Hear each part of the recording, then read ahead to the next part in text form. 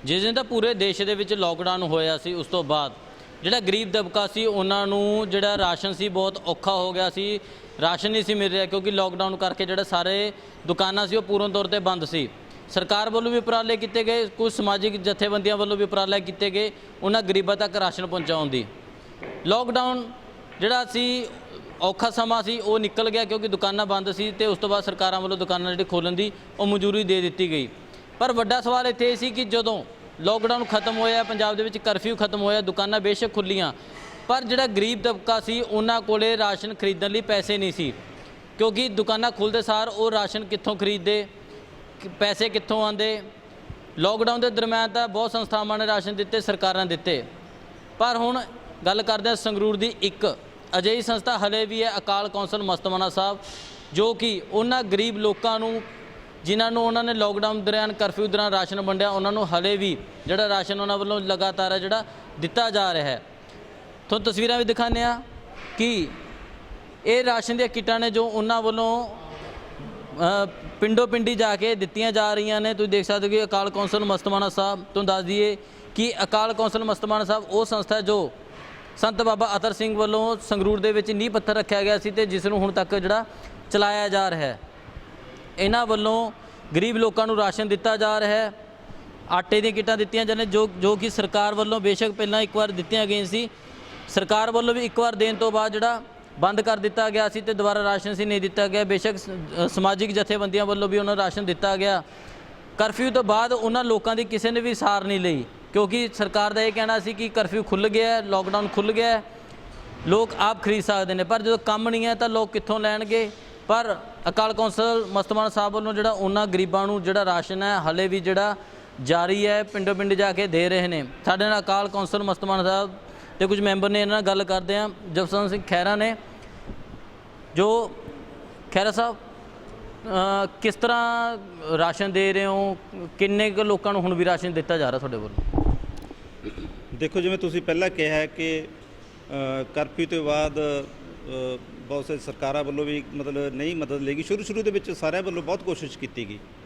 सानूं ये शुरू 'ਚ ही अंदाज़ा सी भी जिहड़ा ये 23 मार्च ਨੂੰ लॉकडाउन शुरू होया तो ये थोड़े दिन नहीं, ये लंबा समा चलूगा। उदों ही सानूं ये अंदाज़ा हो गया सी इस बीमारी दे। असी बाहरले कंट्री तो भी सारी जो खबरां पढ़ते सी तो अंदाज़ा सी भी ये 2-3 महीने घट्टो घट्ट चलूगा। इसलिए कई जथेबंदियां ने ये लॉकडाउन स्टार्ट होंदे ही बहुत ज़्यादा स्पीड फड़ ली तो उदों बहुत ज़्यादा मतलब उन्होंने तेज़ी नाल मतलब काम किया। इन्नी तेज़ी नाल आपां असीं मतलब शुरू दे विच थोड़ा जिहा स्लो किया, सानूं पता सी भी इहने लंबा चलना है। उस तो बाद असी फिर ये पूरी प्लैनिंग दे नाल असी सारे राशन लोड़वंदां तक पहुँचाउण दी एक स्कीम बनाई तो पिंडां दे विचों मोहतव बंदियां तो लोड़वंद जिहड़े घरां दीयां लिस्टां लित्तियां गईयां। असी 35 के करीब पिंडां दे विच मस्तूआणा साहब दे आले दुआले अप्रोच की तो 2000 के करीब साडे कोले वो लिस्टां आईयां तो वो 2000 के करीब असी लॉकडाउन दे विच ही हौली हौली करके वो वंडतीआं।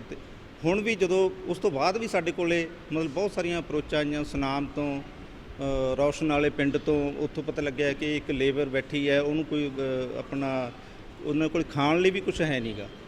उहदे लई साडे कोले अपने माजी साहब ने तो होर कईयां ने मतलब अप्रोच किया तो उत्थे भी असी पहुँचाए। हुण भी जदों असी ये नहीं हैगा कि लॉकडाउन खत्म हो गया तो लोगों को फट देने रोजगार मिलने लग गया जां हुण उन्हां दी प्रॉब्लम नहीं रही। उन्हां दी प्रॉब्लम हजे 2-3 महीने बरकरार होगी।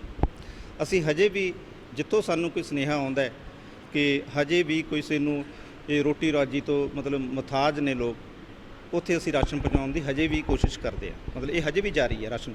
खैर साहब सिख कौम इदां दी सेवा करे नवीं गल नहीं, ये तो सदियों तो चलदा है कि जिथे रोटी नहीं उत्थे सिख है, तो जिथे सिख कौम पहुँच गई उत्थे लोकां दे हर मसले दा हल हो जाता है।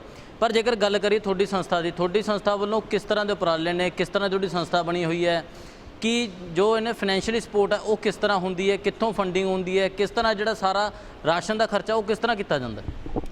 देखो जे मैं सिर्फ अपना लॉकडाउन के समय के दौरान करा मतलब ये सानू बहुत सारिया सज्जना वालों सानू मदद भी आई है, लोगों वालों सानू रस्तां दित्तियां गईयां ने। तो ये अलावा परमिंदर सिंह जी ढींडसा की बेटी अमानत के नाँ से उन्होंने अमानत फाउंडेशन बनाई हुई है। ਤੇ ਉਹ ਮਾਨਤ ਫਾਊਂਡੇਸ਼ਨ ਵੱਲੋਂ ਸਾਨੂੰ 12 ਕੁਇੰਟਲ ਦੇ ਕਰੀਬ ਚੌਲ ਭੇਜੇ ਗਏ, 7 ਕੁਇੰਟਲ ਦੇ ਕਰੀਬ ਦਾਲਾਂ ਭੇਜੀਆਂ ਗਈਆਂ। ਇਸ ਤੋਂ ਇਲਾਵਾ ਸਰਬੱਤ ਦਾ ਭਲਾ ਟਰਸਟ ਵੱਲੋਂ ਵੀ ਸਾਨੂੰ ਸਮਾਨ ਭੇਜਿਆ ਗਿਆ। ਇਸ ਲਈ ਕਾਫੀ ਮਤਲਬ ਸਾਨੂੰ ਇਹਦੇ ਵਿੱਚ ਮਦਦ, ਤੇ ਉਹਨਾਂ ਨੇ ਮਾਨਤ ਫਾਊਂਡੇਸ਼ਨ ਵੱਲੋਂ ਸਾਨੂੰ 700-800 ਦੇ ਕਰੀਬ ਸੈਨੀਟਾਈਜ਼ਰ, ਜੋ ਅਸੀਂ ਇਕਾਂਤਵਾਸ ਸੈਂਟਰ ਇੱਥੇ ਬਣਾਇਆ ਹੋਇਆ, ਔਰ ਇਹ ਇਕਾਂਤਵਾਸ ਸੈਂਟਰ ਸਰਦਾਰ ਸੁਖਦੇਵ ਸਿੰਘ ਜੀ ਢੀਂਡਸਾ ਨੇ ਸਾਨੂੰ ਲਾਕਡਾਊਨ ਸ਼ੁਰੂ ਹੋਣ ਤੋਂ ਪਹਿਲਾਂ ਹੀ, ਜਦੋਂ ਮਤਲਬ 20-21 ਮਾਰਚ ਨੂੰ ਹੀ ਸਾਨੂੰ ਉਹਨਾਂ ਨੇ ਮੈਸੇਜ ਲਾਤਾ ਸੀ, ਆਦੇਸ਼ ਦਿੱਤਾ ਸੀ ਕਿ ਤੁਸੀਂ ਪ੍ਰਸ਼ਾਸਨ ਦੇ ਨਾਲ ਇਹ ਬਹੁਤ ਮਾੜਾ ਸਮਾਂ ਹੈ, ਤੁਸੀਂ ਪ੍ਰਸ਼ਾਸਨ ਦੇ ਨਾਲ ਲੋੜਵੰਦਾਂ ਦੀ ਮਦਦ ਕਰਨ ਲਈ ਹਰ ਵੇਲੇ ਮਤਲਬ ਤੁਸੀਂ ਹਰ ਮਦਦ ਕਰਨੀ ਹੈ। ਤੇ ਆਪਣੇ ਇੰਸਟੀਟਿਊਸ਼ਨ ਖਾਲੀ ਨੇ, ਇੱਥੇ ਅਗਰ ਇੱਥੇ ਕੋਈ ਪੇਸ਼ੈਂਟ ਜਾਂ ਸ਼ੱਕੀ ਮਰੀਜ਼ ਦਾਖਲ ਕਰਨਾ ਚਾਹੁਣ ਤਾਂ ਤੁਸੀਂ ਨਾ ਨਹੀਂ ਕਰਨੀ। ਅਸੀਂ 22 ਤਰੀਕ ਨੂੰ ਹੀ ਮਤਲਬ ਇਹ DC ਸਾਹਿਬ ਨੂੰ ਆਫਰ ਕਰਤੀ ਸੀ ਕਿ ਸਾਡੇ ਹੋਸਟਲ ਖਾਲੀ ਨੇ, ਸਾਡੀਆਂ ਇੰਸਟੀਟਿਊਸ਼ਨਾਂ ਖਾਲੀ ਨੇ, ਤੇ 200 ਬੈੱਡ ਦਾ ਅਸੀਂ ਅਰੇਂਜ ਪਹਿਲੇ ਦਿਨ ਕਰਤਾ ਸੀ। ਉਸ ਤੋਂ ਇਲਾਵਾ ਵੀ ਅਸੀਂ ਉਹਨਾਂ ਨੂੰ ਕਿਹਾ ਸੀ ਕਿ 4000 ਤੱਕ ਦਾ ਜਿਹੜਾ ਪੇਸ਼ੈਂਟ ਆ ਅਸੀਂ ਸ਼ੱਕੀ ਇੱਥੇ ਰੱਖ ਸਕਦੇ ਹਾਂ। ਉਹਨਾਂ ਦੇ ਰੋਟੀ ਪਾਣੀ ਦਾ ਪ੍ਰਬੰਧ ਸਾਰਾ ਕੁਝ ਇਸ ਲੰਗਰ ਤੋਂ ਜਿੱਥੇ ਆਪਾਂ ਖੜ੍ਹੇ ਹਾਂ, ਸੰਤ ਜੀ ਮਹਾਰਾਜ ਦਾ, ਸੰਤ ਅਤਰ ਸਿੰਘ ਜੀ ਦਾ ਮਤਲਬ ਇਹ ਬਣਾਇਆ ਹੋਇਆ ਲੰਗਰ ਹੈ, ਇੱਥੋਂ ਹੀ ਉਹਨਾਂ ਦਾ ਰੋਟੀ ਪਾਣੀ ਜਾਂਦਾ ਰਿਹਾ। ਤੇ ਉੱਥੇ ਫਿਰ ਅਲੱਗ-ਅਲੱਗ ਕੈਟਾਗਰੀ ਦੇ ਬੰਦੇ ਆਉਂਦੇ ਰਹੇ, ਜਿਵੇਂ ਪਹਿਲਾਂ ਤਬਲੀਗੀ ਜਮਾਤ ਦੇ ਆਏ, ਉਸ ਤੋਂ ਪਹਿਲਾਂ ਆਮ ਲੋਕ ਵੀ ਆਏ, ਤੇ ਉਹਨਾਂ ਦੇ ਅਲੱਗ-ਅਲੱਗ ਮੈਨੂ ਸੀ ਖਾਣੇ ਦੇ।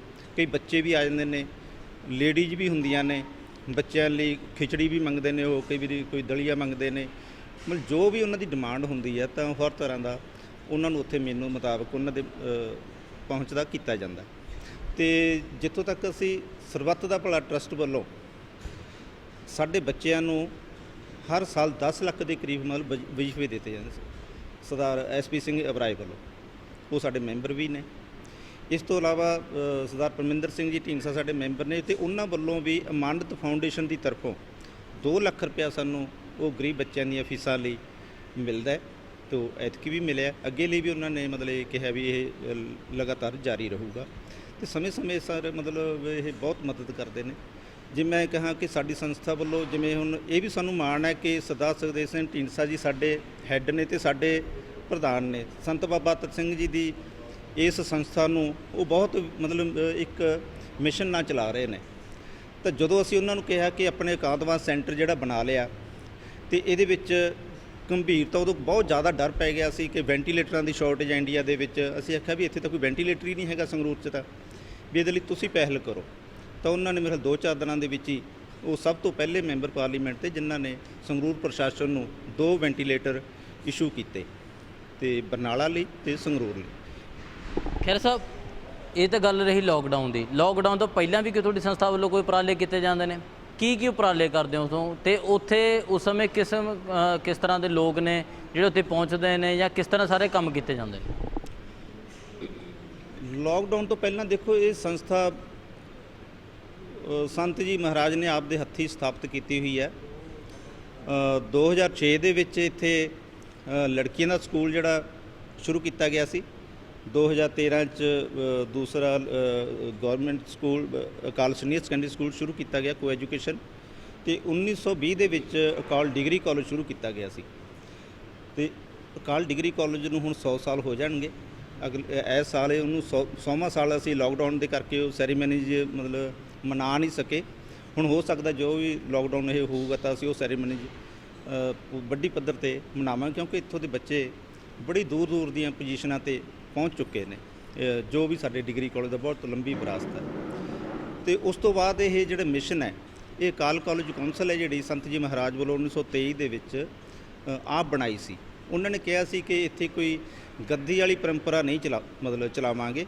ਇਹ ਜਿਹੜਾ ਪੰਚਾਇਤੀ ਸਿਸਟਮ ਰਾਹੀਂ 5 ਪਿਆਰਿਆਂ ਦੀ ਜੋ ਇੱਕ ਪ੍ਰਥਾ ਚਲਾਈ ਹੈ ਪੰਥ ਦੇ ਵਿੱਚ, 5 ਪਿਆਰਿਆਂ ਦੀ ਮਤਲਬ ਇੱਕ ਲੋਕ ਰਾਜ ਦੇ ਨਾਮ ਉਹਦੇ ਮਤਲਬ ਲੋਕਤੰਤਰੀ ਤਰੀਕੇ ਨਾਲ ਚਲਾਓ, ਤੇ ਉਹਨਾਂ ਨੇ ਇਹ ਕੌਂਸਲ ਬਣਾਈ ਜੋ ਅੱਜ ਤੱਕ ਕੰਮ ਕਰ ਰਹੀ ਹੈ।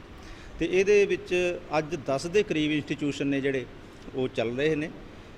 6000 ਤੋਂ ਉੱਪਰ ਸਾਡੇ ਬੱਚੇ ਇੱਥੇ ਦਾਖਲ ਹੋ ਰਹੇ ਨੇ। ਇਹ ਤੋਂ ਇਲਾਵਾ ਇੱਕ ਸਾਡਾ ਗੁਰਮਤ ਵਿਦਿਆਲਾ ਚੱਲ ਰਿਹਾ, ਜਿੱਥੇ ਵਿਦਿਆਰਥੀਆਂ ਨੂੰ ਅਸੀਂ 2 ਸਾਲ ਦੀ ਗ੍ਰੰਥੀ ਪਾਠੀ ਗੁਰੂ ਗ੍ਰੰਥ ਸਾਹਿਬ ਦੀ ਸੰਥਿਆ ਤੇ ਪ੍ਰਚਾਰਕ ਬਣਾ ਕੇ ਉਹਨਾਂ ਨੂੰ ਸਾਰਾ ਕੁਝ ਉਹ ਫ੍ਰੀ ਦਿੰਦੇ ਹਾਂ। ਅਸੀਂ ਉਹਨਾਂ ਨੂੰ ਵਰਦੀਆਂ ਤੱਕ ਵੀ ਤੇ ਉਹਨਾਂ ਨੂੰ ਖਾਣੇ ਤੱਕ ਵੀ ਅਸੀਂ ਫ੍ਰੀ ਦਿੰਦੇ ਹਾਂ। ਮਤਲਬ ਸਾਡੀ ਕੋਸ਼ਿਸ਼ ਹੈ ਕਿ ਇੱਕ ਹੋਰ ਅਸੀਂ ਕੀਤਾ ਕਿ ਖੁਦਕੁਸ਼ੀ ਪੀੜਤ ਕਿਸਾਨ ਜਾਂ ਮਜ਼ਦੂਰ ਪਿਛਲੇ ਸਮੇਂ ਦੇ ਵਿੱਚ ਤੁਹਾਨੂੰ ਪਤਾ ਬਹੁਤ ਵੱਡੇ ਪੱਧਰ ਤੇ ਇਹ ਕਰਜ਼ੇ ਦੇ ਕਾਰਨ ਕਿਸਾਨਾਂ ਤੇ ਮਜ਼ਦੂਰਾਂ ਵੱਲੋਂ ਖੁਦਕੁਸ਼ੀਆਂ ਕੀਤੀਆਂ ਗਈਆਂ ਸੀ। ਉਹਨਾਂ ਦੀ ਸਾਰ ਲੈਣ ਦੀ ਲੋੜ ਸੀ ਤੇ ਅਸੀਂ ਇਹ ਢੀਂਡਸਾ ਸਾਹਿਬ ਨੇ ਅਨਾਉਂਸ ਕੀਤਾ, ਸਾਡੀ ਸੰਸਥਾ ਵੱਲੋਂ 3 ਸਾਲ ਪਹਿਲਾਂ ਦਾ ਅਨਾਉਂਸ ਕੀਤਾ ਹੋਇਆ। ਕਈ ਬੱਚੇ ਸਾਡੇ ਪੜ੍ਹ ਵੀ ਰਹੇ ਨੇ ਸਾਡੇ ਕੋਲੇ, ਉਹ ਪਰਿਵਾਰਾਂ ਦੇ, ਕਿ ਉਹਨਾਂ ਦੀ ਕੁੱਲ ਪੜ੍ਹਾਈ, ਉਹਨਾਂ ਦਾ ਹੋਸਟਲ ਦਾ ਖਰਚਾ, ਉਹਨਾਂ ਦੀ ਫੀਸ, ਮਤਲਬ ਉਹਨਾਂ ਨੂੰ ਜਿੰਨਾ ਚਿਰ ਉਹ ਇੱਥੇ ਪੜ੍ਹਨਾ ਚਾਹਣਗੇ ਉਹਨਾਂ ਨੂੰ ਬਿਲਕੁਲ ਫ੍ਰੀ ਪੜ੍ਹਾਇਆ ਜਾਊਗਾ ਤੇ ਇਹਦੇ ਨਾਲ ਹੀ ਫਰੀडम ਫਾਈਟਰ ਦੇ ਬੱਚਿਆਂ ਨੂੰ ਵੀ ਫ੍ਰੀ ਪੜ੍ਹਾਇਆ ਜਾਊਗਾ।